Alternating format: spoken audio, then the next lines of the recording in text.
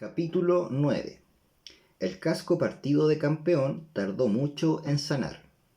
Habían comenzado la reconstrucción del molino el día después que terminaron las celebraciones por el triunfo. Campeón se negó a tomar siquiera un día libre e hizo cuestión de honor el no demostrar que se sentía adolorido. En las tardes confesaba en privado a Hoja de Trébol que el casco le causaba grandes molestias. Hoja de Trébol le hacía curaciones con cataplasmas de hierbas que preparaba masticándolas, y tanto ella como Benjamín pedían insistentemente a Campeón que trabajara con menos ahínco. Los pulmones de un caballo no duran para siempre, le recordaba ella, pero Campeón no le hacía caso. A él le quedaba, insistía, solamente una ambición: ver el molino bien avanzado antes de llegar a la edad de jubilar. Al comienzo, cuando las leyes de la granja animal fueron formuladas por primera vez, se fijó la edad de jubilación para caballos y cerdos a los 12 años, para las vacas a los 14, para los perros a los 9, para las ovejas a los 7 y para las gallinas y los gansos a los 5. Se había acordado también otorgar pensiones generosas para la vejez. Hasta entonces ningún animal había jubilado con pensión, pero el tema se estaba discutiendo cada vez más en el último tiempo. Ahora que el pequeño potrero detrás del huerto había sido destinado al cultivo de cebada, se rumoraba que una esquina de la pradera larga sería cercada y convertida en campo de pastoreo para animales entrados en años. Para un caballo, se comentaba, la pensión sería de 3 kilos de maíz por día y, en invierno, 7 kilos de heno más una zanahoria o quizás una manzana los días festivos. El 12º cumpleaños de Campeón tendría lugar a fines del verano del año siguiente. Entretanto, el día a día era difícil. El invierno fue tan helado como lo había sido el año anterior, y la comida escaseaba aún más. De nuevo se redujeron todas las raciones, excepto las de los cerdos y los perros. Una igualdad demasiado rigurosa, explicaba Chillón, sería contraria a los fundamentos del animalismo. En todo caso, a él le resultaba sumamente fácil convencer a los demás animales que en realidad no había escasez de comida, a pesar de que las apariencias mostraban lo contrario. Por cierto, se había hecho necesario aplicar un ajuste a las raciones durante algún tiempo. Chillón siempre se refería a este procedimiento llamándolo ajuste, nunca disminución, pero en comparación con la época de Jones, la mejoría era notable. Por medio de una lectura de cifras recitadas con rapidez y voz chillona, él les demostró fehacientemente que ahora tenían más avena, más heno, más remolachas que las que habían tenido en tiempos de Jones, que trabajaban menos horas, que su agua de beber era de mejor calidad, que vivían más años, que un mayor porcentaje de sus hijos pequeños llegaban ahora a la edad adulta y que tenían mayor cantidad de paja en sus compartimentos y que las pulgas molestaban menos. Los animales creyeron cada palabra. A decir verdad, Jones y todo lo que él significó casi había desaparecido de sus recuerdos. Sabían que su vida actual era dura y sin lujos, que a menudo pasaban hambre y a menudo también frío, y que normalmente, si no estaban dormidos, estaban trabajando. Pero sin duda, todo había sido peor en los viejos tiempos. Se alegraban de poder pensar así. Además, en aquellos días ellos habían sido esclavos y ahora eran libres. Ahí radicaba la gran diferencia, como Chillón no dejaba de repetirles. Ahora había muchas más bocas que alimentar. El pasado otoño las 4 cerdas habían tenido sus crías al mismo tiempo. Entre las 4 habían parido 31 lechoncitos. Todos los cerditos salieron moteados y dado que Napoleón era el único berraco en la granja, era fácil adivinar quién había sido el padre. Se anunció que más adelante, cuando hubiesen adquirido ladrillos y madera, se construiría una sala de clases en el jardín de la casa patronal. Mientras tanto, los cerditos eran instruidos por el mismo Napoleón en la cocina. Hacían sus ejercicios en el jardín y tenían prohibido jugar con los otros animales jóvenes. También por esos días se estableció la regla que, cada vez que un cerdo y cualquier otro animal se encontraran en el sendero, el otro animal debería hacerse a un lado, y además que todos los cerdos, de cualquier categoría, gozarían del privilegio de poder lucir una cinta verde en su cola los domingos. La granja había tenido un año bastante bueno, pero todavía escaseaba el dinero. Había que comprar ladrillos, arena y cemento para la sala de clases y también sería necesario comenzar a ahorrar para la compra de maquinaria para el molino. Además, se necesitaba parafina para los faroles y velas para la casa, azúcar para el consumo de Napoleón. Se le había prohibido a los demás cerdos aduciendo que los haría engordar, y reponer materiales como herramientas, clavos, pitilla, carbón, alambre, chatarra de fierro y bizcochos para perro. Una cantidad de heno y parte de la cosecha de papas fueron vendidos y el compromiso de entrega de huevos fue aumentado a 600 a la semana, por lo que las gallinas ese año apenas pudieron empollar suficientes huevos como para que no disminuyera su población. Las raciones, ya reducidas en diciembre, fueron reducidas nuevamente en febrero y, con el fin de ahorrar parafina, se prohibieron los faroles en los establos. Pero los cerdos se veían bastante a gusto y, de hecho, parecía más bien estar engordando. Una tarde a fines de febrero, un tibio, intenso y apetitoso aroma, uno que los animales jamás antes habían conocido, flotó hasta el patio desde la pequeña pieza ubicada más allá de la cocina, donde se elaboraba cerveza, y que había caído en desuso incluso en los tiempos de Jones. Alguien dijo que era el olor de la cebada al cocinarse. Los animales husmeaban el aire con avidez y se preguntaban si acaso no les estarían preparando una comida caliente para su cena.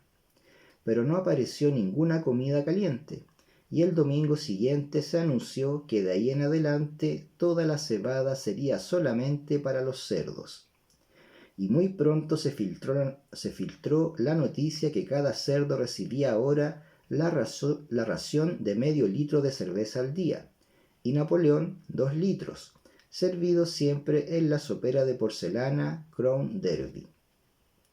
Pero si por una parte había que soportar fatigas y privaciones, éstas se compensaban parcialmente con el hecho que ahora la vida diaria se desarrollaba con mayor dignidad que en el pasado.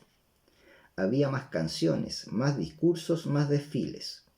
Napoleón había ordenado que una vez por semana debían tener lugar eventos denominados manifestaciones espontáneas, que tenían por objeto ensalzar los desafíos y los logros de granja animal.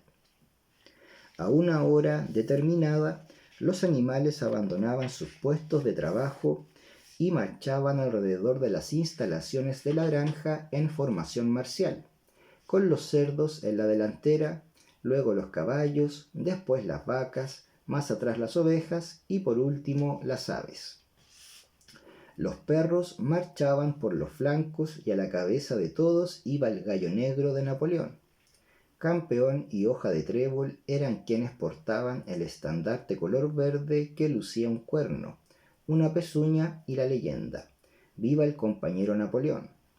Después se recitaban poemas de alabanza a Napoleón y luego venía el discurso pronunciado por Chillón que daba detalles de los últimos aumentos en la producción de alimentos y, en ocasiones, se disparaba una descarga de escopeta.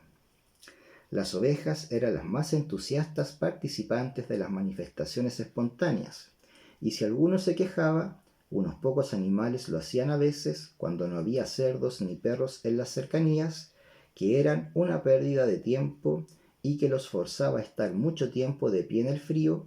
Las ovejas invariablemente los silenciaban con estruendosos balidos de 4 patas bueno, 2 patas malo.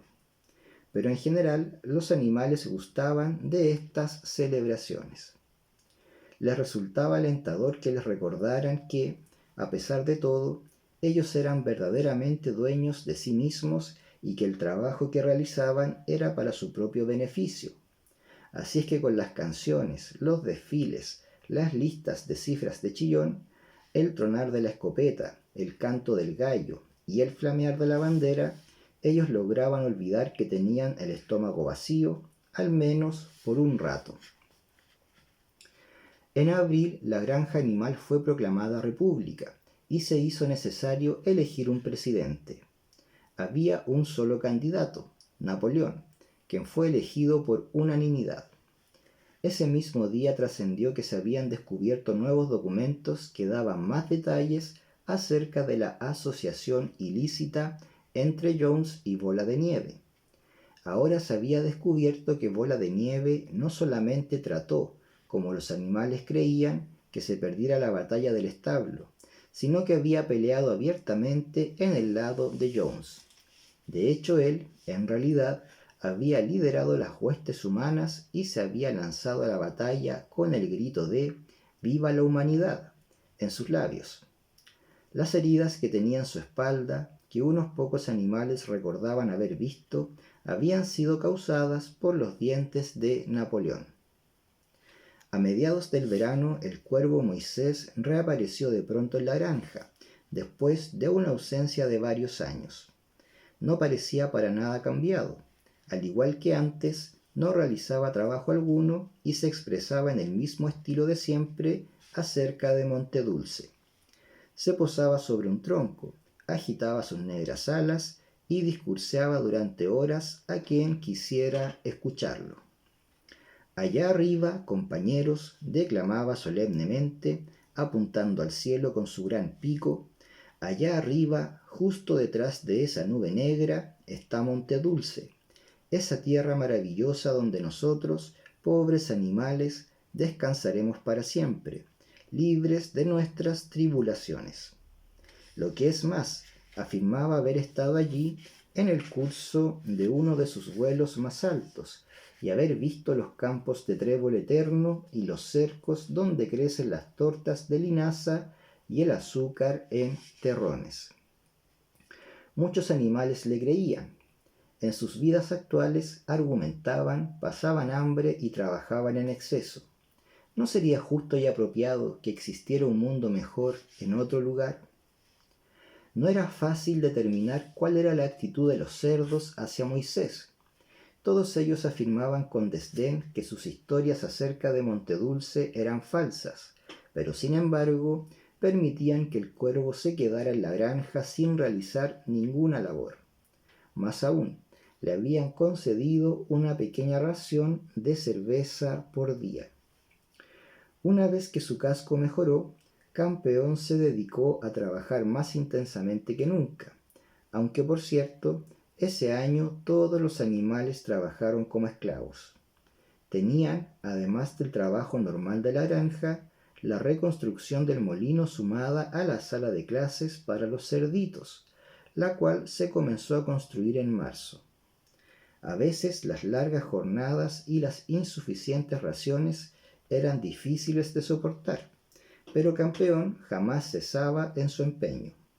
No había indicio alguno en las cosas que él hacía o decía de que su fuerza ya no era la de antes. Era solo su apariencia la que lucía un poco distinta. Su pelaje estaba menos brillante y sus poderosas ancas parecían haber encogido. Los otros afirmaban, Campeón se recuperará apenas brote el pasto de primavera. Pero apareció el pasto de primavera y Campeón no engordó. A veces, en la cuesta que llevaba a la cima de la cantera, cuando tensaba sus músculos para sujetar el peso de algún peñasco, parecía que nada lo mantenía de pie, excepto la voluntad de continuar. En esas ocasiones se veía que sus labios formaban las palabras, trabajaré mucho más. Ya no podía sacar la voz. Una vez más, Benjamín y Hoja de Trébol le aconsejaron cuidar su salud, pero Campeón no hizo caso. Se acercaba su 12º cumpleaños. A él no le importaba lo que pudiera pasarle siempre que hubiera una buena reserva de piedras acumulada el día que él jubilara. Un día de verano, al atardecer, por toda la granja se propagó el rumor que algo le había sucedido a Campeón. Había salido solo con el fin de arrastrar una carretada de piedras hasta el molino, y en efecto el rumor era cierto. Unos minutos más tarde 2 palomas llegaron volando con la noticia. Campeón sufrió una caída, cayó de costado y no se puede levantar. Casi la mitad de los animales de la granja se apresuró en llegar a la loma donde se construía el molino. Allí yacía Campeón, aprisionado entre las varas de la carreta, con su cuello estirado al máximo, imposibilitado siquiera de levantar la cabeza. Sus ojos estaban vidriosos, sus flancos chorreaban sudor y un delgado hilo de sangre salía de su boca. Hoja de Trébol se arrodilló a su lado. «Campeón», le gritó, «¿cómo te sientes?» «Me fallaron los pulmones», replicó Campeón con voz débil. «No importa, creo que ustedes podrán terminar el molino sin mí. Se ha acumulado una buena cantidad de piedras. De todos modos, solamente me falta un mes para jubilar». A decir verdad, ansiaba que llegara ese momento. Y quizás, como Benjamín también está envejeciendo, es posible que le permitan jubilar al mismo tiempo para que me acompañe. «Necesitamos ayuda de inmediato», instó Hoja de Trébol. «Que vaya alguien corriendo a avisarle a Chillón lo que ha sucedido». En el acto, todos los animales se volvieron corriendo a la casa patronal para dar la noticia a Chillón. Solamente quedaron Hoja de Trébol y Benjamín, quien se tendió al lado de Campeón y, sin hablar, le espantaba las moscas agitando su larga cola. Pasado un cuarto de hora apareció Chillón, con semblante conmovido y preocupado. Les comunicó que el compañero Napoleón había sido informado de la desgracia acaecida a uno de los más leales trabajadores de la granja, que se sentía profundamente afectado por esta noticia y que además estaba realizando las gestiones necesarias para llevar a Campeón al hospital de Willingdon con el fin de que fuera atendido allí. Los animales quedaron algo intranquilos ante esta situación. Aparte de Molly y Bola de Nieve, ningún otro animal había salido jamás de la granja, y no les entusiasmaba la idea de abandonar a su compañero en manos de seres humanos. Sin embargo, Chillón logró convencerlos fácilmente de que el médico veterinario del pueblo podría atender mucho mejor a Campeón allí que en la granja. Y cerca de media hora más tarde, cuando Campeón se hubo recuperado un poco, lograron con dificultad ponerlo de pie. Así pudo él volver cojeando a su lugar del establo, donde Hoja de Trébol y Benjamín le habían preparado una cama de paja bastante buena. Durante los 2 días siguientes Campeón se quedó en el establo. Los cerdos habían enviado una gran botella llena de un líquido rosado que encontraron en el botiquín del baño de la casa patronal. Hoja de Trébol se lo administraba a Campeón 2 veces al día, después de las comidas. En las tardes ella se echaba en su compartimento y le conversaba, a la vez que Benjamín le espantaba las moscas. Campeón manifestaba que no lamentaba lo sucedido, y si se recuperaba bien, confiaba en que podría vivir 3 años más, y él ansiaba que llegaran los tranquilos días que pasaría en un rincón de la pradera larga. Por primera vez tendría tiempo para estudiar y ampliar su mente. Él pretendía, les decía, dedicar el resto de su vida a aprender las 22 letras restantes del alfabeto. Desafortunadamente, Benjamín y Hoja de Trébol solo podían acompañar a Campeón después de las horas de trabajo, y fue al mediodía cuando llegó el carro para llevárselo. Los animales estaban todos en su trabajo de desmalezamiento del sembradío de remolachas, vigilados por un cerdo, cuando quedaron estupefactos al ver al ver a Benjamín acercarse al galope desde los establos, rebuznando a más no poder. Era la primera vez que veían a Benjamín excitado. En realidad, era la primera vez que alguien lo veía galopar. «Apúrense, apúrense», les gritó. «Vengan de inmediato. Se están llevando a Campeón». Sin esperar la autorización del cerdo, los animales abandonaron sus labores y corrieron de vuelta a los establos. Y era verdad. En medio del patio había un gran carro cerrado, tirado por 2 caballos, con algo escrito en sus costados y conducido por un hombre con cara de pillo que llevaba un sombrero hongo de copa baja. El compartimento de Campeón estaba vacío. «Adiós, Campeón», gritaron a coro. «Adiós». «Idiotas, idiotas», vociferó Benjamín, a la vez que brincaba alrededor de ellos y pateaba la tierra con sus pequeños cascos. «Idiotas, ¿no ven lo que está escrito en el costado del carro?». Esto hizo vacilar a los animales y se hizo silencio. Muriel comenzó a juntar las letras de las palabras, pero Benjamín la empujó hacia un lado y, en medio de un silencio sepulcral, leyó: «Alfred Simmons, matarife de caballos y fabricante de cola. Willingdon, venta de cueros y huesos molidos. Se arriendan perreras». ¿No se dan cuenta de lo que esto significa? Se están llevando a Campeón al matachín. Los animales dieron un solo grito de horror. En ese mismo momento el hombre alpescante fustigó a sus caballos y el carro abandonó el patio con paso ligero. Todos los animales iban a la siga, gritando a más no poder. Hoja de Trébol empujó hasta situarse en la delantera. El carro comenzó a tomar velocidad. Ella hizo esfuerzos para que sus gruesas patas lograran galopar, pero lo más que alcanzó fue solamente una especie de trote. «Campeón», lo llamó. «Campeón, Campeón, Campeón».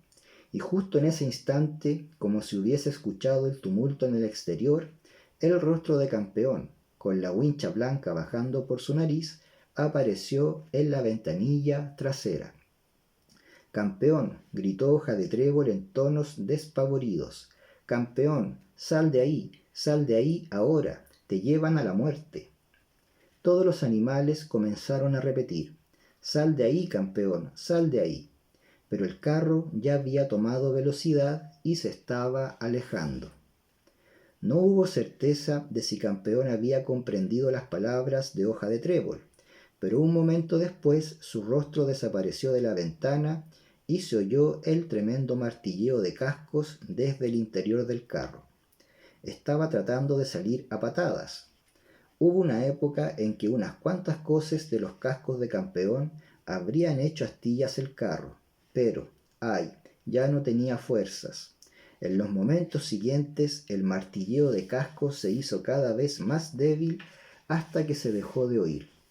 En su desesperación, los animales rogaron a los 2 caballos que tiraban el carro que se detuvieran. «Compañeros, compañeros», les imploraron, «no conduzcan a su propio hermano a la muerte». Pero las estúpidas criaturas, demasiado ignorantes como para darse cuenta de lo que estaba sucediendo, solamente echaron sus orejas hacia atrás y apuraron el paso.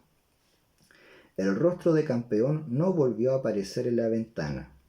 Demasiado tarde, alguien tuvo la idea de adelantarse a cerrar el portalón de 5 barras, pero el momento siguiente el carro ya lo había cruzado y él desaparecía velozmente por el camino. Nunca más volvieron a ver a Campeón. 3 días más tarde se anunció que había fallecido en el hospital de Willingdon, a pesar de habérsele prodigado todas las atenciones que se pueden dar a un caballo. Chillón se presentó a anunciar el suceso a los demás. Él había acompañado a Campeón, manifestó, durante sus últimas horas. «Fue la escena más conmovedora que yo haya visto jamás», confidenció Chillón mientras levantaba una de sus patas delanteras para enjugar una lágrima. «Estuve a su lado en su lecho de muerte y, al final, casi demasiado débil para hablar, susurró en mi oído que solamente lamentaba morir antes que se hubiera terminado de construir el molino. «Adelante, compañeros», exclamó en un murmullo. «Adelante en nombre de la rebelión. Viva la granja animal. Viva el compañero Napoleón. Napoleón siempre tiene la razón». Esas fueron sus últimas palabras, compañeros. En ese momento el semblante de Chillón sufrió un cambio brusco. Permaneció silencioso un rato y sus ojillos comenzaron a lanzar miradas recelosas a diestra y siniestra antes de continuar. Había llegado a sus oídos, señaló, que el día que se llevaron a Campeón comenzó a circular un rumor estúpido y malintencionado. Algunos animales habían notado que el carro que transportó a Campeón tenía escritas las palabras «Matarife de caballos», y llegaron precipitadamente a la conclusión de que Campeón estaba siendo enviado al Matachín. «Era inconcebible», argumentó Chillón, «que algún animal pudiera ser tan estúpido». «Me imagino», gritó indignado batiendo su cola y brincando de lado a lado, «me imagino que ustedes conocen a su amado líder, el compañero Napoleón, lo suficientemente bien como para imaginar una cosa semejante». Porque la explicación era muy sencilla. El carro había pertenecido al Matachín con anterioridad y lo había adquirido el médico veterinario que aún no borraba el nombre antiguo. Ese había sido el origen del error. Los animales se sintieron enormemente aliviados al escuchar esta explicación, y cuando Chillón continuó relatando paso a paso los detalles de la muerte de Campeón, los excelentes tratamientos que había recibido y los costosos remedios que Napoleón había provisto sin pensar en el costo, desaparecieron las últimas dudas de los animales y el pesar que sentían por la muerte de su compañero se mitigaba con la idea de que al menos había muerto feliz. Napoleón en persona se presentó a la asamblea el domingo siguiente y pronunció un breve discurso en memoria de Campeón. No había sido posible, explicó, traer de vuelta los restos de su difunto compañero para ser enterrados en la granja, pero él había mandado a confeccionar una corona de laureles tomados del jardín de la casa patronal y la había hecho colocar sobre la tumba de Campeón. Y en algunos días más los cerdos tenían pensado realizar un banquete conmemorativo en su honor. Napoleón finalizó su discurso citando las dos consignas favoritas de Campeón: «Trabajaré mucho más» y «El compañero Napoleón siempre tiene la razón». Consignas, agregó, que todo animal haría bien en adoptar para sí mismo. El día fijado para el banquete, el carro de un almacenero llegó desde el pueblo y entregó un gran cajón de madera en la casa patronal. Esa noche se oyó el ruido de cantos extremadamente bulliciosos, los que fueron seguidos por algo que parecían ser violentas discusiones que terminaron cerca de las 11 de la noche con un espantoso ruido de vidrios quebrados. La mañana siguiente, nadie en la casa patronal se levantó antes del mediodía, y se corrió la voz de que de una u otra forma los cerdos habían conseguido el dinero para comprarse otra caja de whisky.